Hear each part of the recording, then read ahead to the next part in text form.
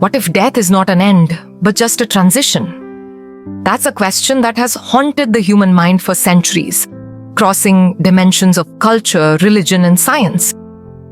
Now, in this journey, we look at what happens when we take that final step.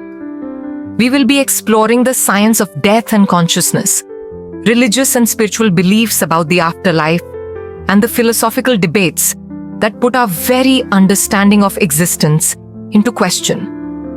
No matter who you are, where you're from, or what you believe, the mystery of what happens after death binds us all. Let's begin by looking at what contemporary science says about death. Part 1. The science of death and consciousness. When a person dies, the body starts to shut down. The heart stops beating, the lungs stop breathing, and the brain ceases its electrical activity. Organ failure follows, and the process of decomposition begins. But what of consciousness, the essence of who we are? Where does it go when the body ceases to function? Scientists have studied the role of brain activity in consciousness for a long time. The brain, after all, is the organ responsible for thought, emotion, and self-awareness. Without it, one could easily assume that consciousness would simply disappear. But something cool happens when people are clinically dead and then resuscitated, near-death experiences or NDEs. Many who have had NDEs describe experiences that science cannot explain. Bright lights, feelings of peace, and even out-of-body experiences. While some believe these are simply the result of oxygen deprivation or brain chemicals like DMT being released, others argue they hint at something more. Then, of course, there's the other idea of quantum consciousness. Some theorists, like Roger Penrose, argue it's not necessarily connected to materiality, the brain. To put it differently, might consciousness be without its bodily ties?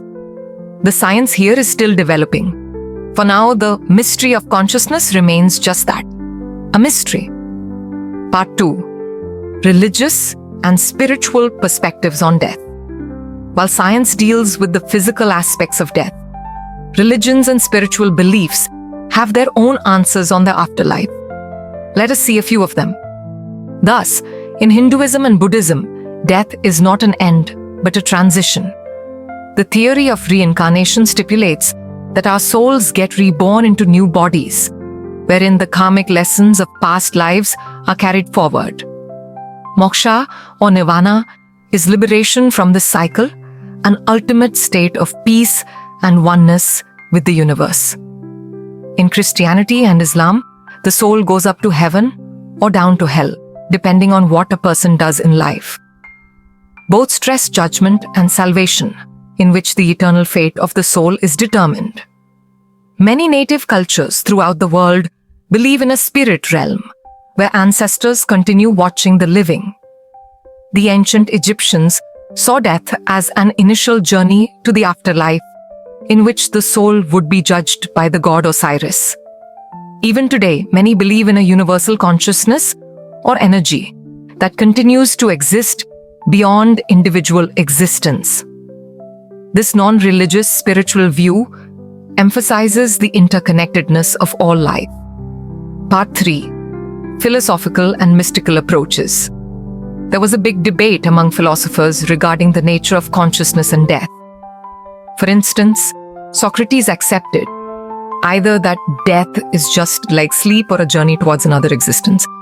But to existentialist thinkers like Jean-Paul Sartre, death was the final absurdity of life, a reminder that existence itself is fleeting and that we must find meaning within the chaos. And then, of course, there are those mystical experiences, personal accounts of transcendence or enlightenment. These moments of clarity, often shared by spiritual seekers, shape how many view death and the soul as an eternal journey rather than a final destination. Part 4. The unsolved mystery and the conclusion. Despite millennia of scientific exploration, religious insight, and philosophical reflection, the mystery of what happens after we die remains unsolved. The question remains, and we find ourselves caught between science, belief, and personal experience. As Socrates once said, "To fear death, my friends, is only to think ourselves wise without being wise." Maybe the real question is not what happens when we die, but rather how we choose to live while alive. The mystery may never be fully solved, but it's through our questions and our reflections that we find meaning in the time we have. What do you think happens when we die? Let me know in the comments section below. Don't forget to like and subscribe to find out more about exploring life's biggest mysteries.